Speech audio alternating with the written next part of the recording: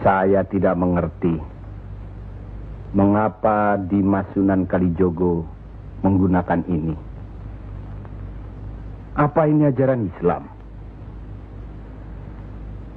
Saya pun tidak mengerti mengapa Kanjeng Sunan Giri baru mempersoalkannya sekarang. Justru pada saat memperingati 100 hari wafatnya Kanjeng Sunan Ampel. Kenapa tidak dulu-dulu? Ya, karena baru sekarang ini kita berkumpul tanpa ada orang lain di antara kita.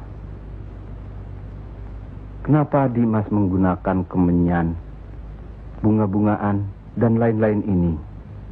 Bukankah Rasul menganjurkan agar kita selalu rapi, bersih, dan menggunakan wangi-wangian?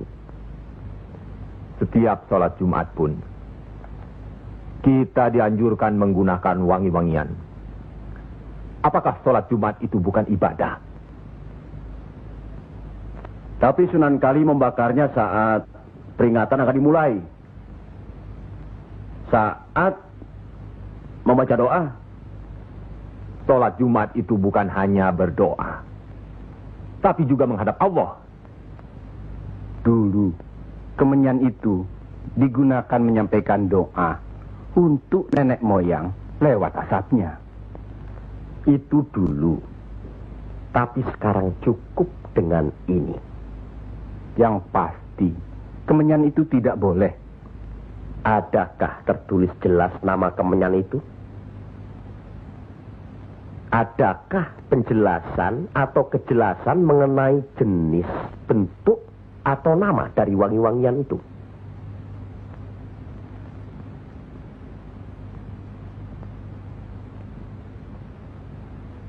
Kalau orang Jawa menganggap kemenyan, setangki, bunga-bungaan itu wangi, apa salahnya kalau mereka menggunakan? Tapi Sunan Kali kan bisa melarangnya. Untuk apa melarangnya? Untuk apa kalau cuma membuat mereka tersinggung dan kemudian kita tidak berhasil mengislamkan mereka? Memang Sunan Kali lah yang selalu lain cara pendekatannya kepada rakyat. Tidak ada cara lain Kanjeng Sunan Giri selain mendekatkan hatinya, sentuh perasaannya, sesuaikan dengan kebiasaannya, yang kemudian setelah mereka merasa cocok, sesuai, lalu kita rubah sedikit demi sedikit. Bukankah kesemuanya itu telah kita musyawarahkan terlebih dulu? Tapi ingat, janganlah merendahkan martabat Sunan, wali, dengan berpakaian mulung seperti itu terus-menerus. Kanjeng Sunan Kudus, kita punya budaya sendiri. Gunakanlah itu. Dengan begini saya bisa mendekatkan diri, bergaul dengan mereka. Tidak ada jarak antara kita dengan mereka. Ada sambung rasa. Lagi pula iman Islam seseorang bukan terletak di pakaian, tapi di sini. Yang penting bersih, aurat tertutup.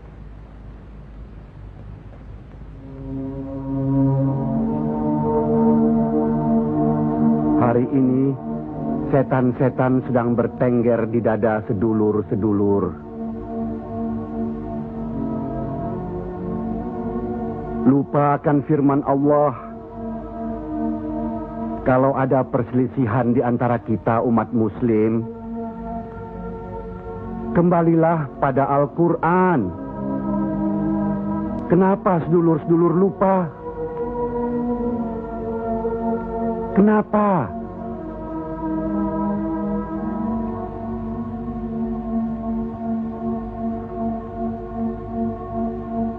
Maaf Kanjeng Sunan Giri. Semestinya hal ini tidak boleh terjadi. Apalagi Kanjeng Sunan sebagai pimpinan kami di sini.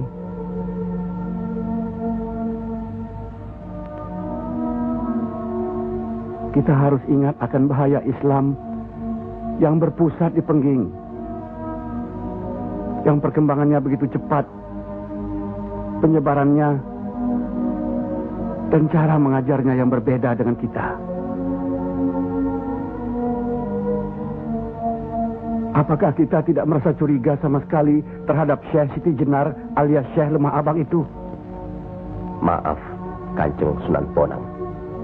Tidaklah baik berprasangka buruk terhadap orang. Itu pun termasuk dihinggapi setan. Astagfirullahaladzim. Soal Syekh Siti Jenar, saya telah menyaksikan anak buahnya berceramah. Anak buahnya bukan berarti Syekh Siti Jenar. Apakah Sunan Kali benarkan cara Syekh Siti Jenar yang musyrik itu? Bid'ah? Murtad? Wallahu alam. Saya belum pernah menyaksikan dengan mata kepala saya sendiri. Menurut Imam Ghazali, melihat lebih baik daripada mendengar. Saya rasa benar Kanjeng Sunan Bonang. Hari ini setan-setan sedang bertengger di dada kita.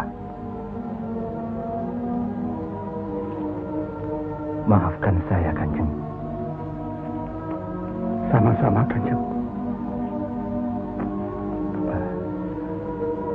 Maafkan saya. Maafkan sama-sama. Maafkan.